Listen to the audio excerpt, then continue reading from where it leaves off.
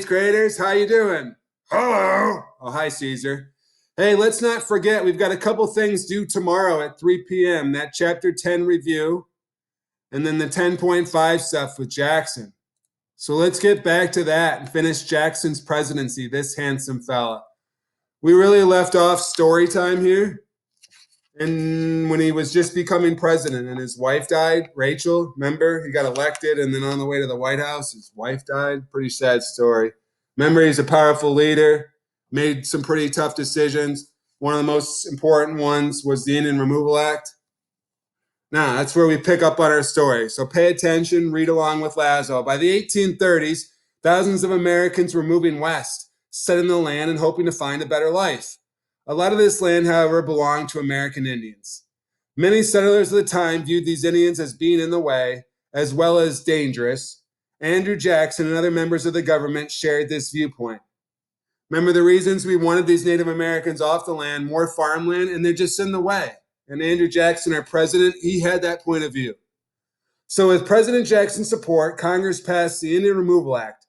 Its goal, remove all Indians living east of the Mississippi River to west of the river.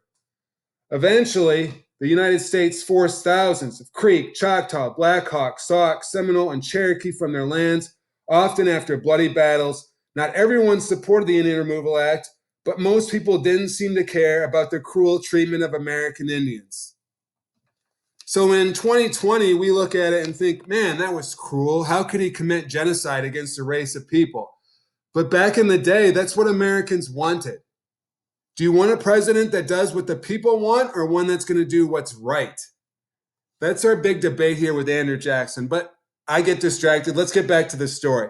Now, Andrew Jackson was never afraid to challenge anyone or anything that he felt might harm the United States. When he learned that the powerful Second National Bank of the United States was being run by just a few wealthy businessmen, he became angry. These men were able to control most of the money in the United States without anyone watching over them.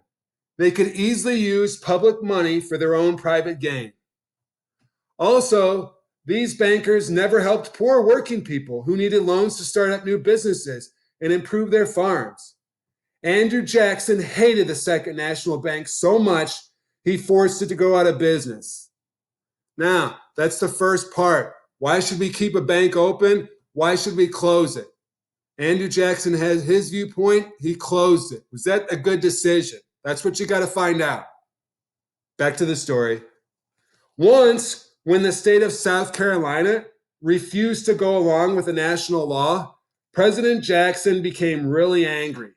He said that states couldn't break laws decided by the U.S. government. If they began doing this, the country could fall apart. The president then said the United States would go to war with South Carolina if it didn't change its mind. Fortunately, a compromise was worked out and an early civil war was avoided. Do you guys remember what the issue that South Carolina was upset about? It was tariffs. Remember, the South has always hated tariffs. They think it's unfair punishment. So South Carolina says, we're not going to pay. We want to nullify this law.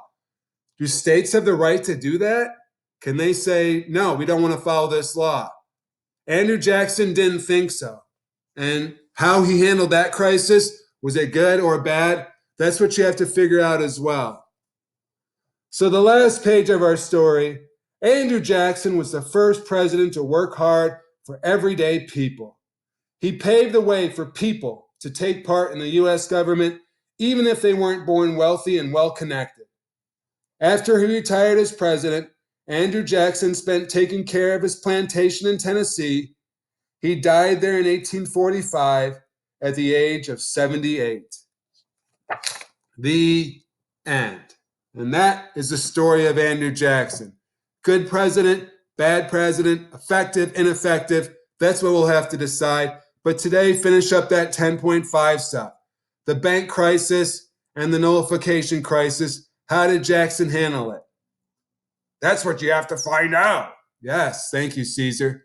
All right, my friends, get to work, get it turned in. I'll talk to you tomorrow. Bye.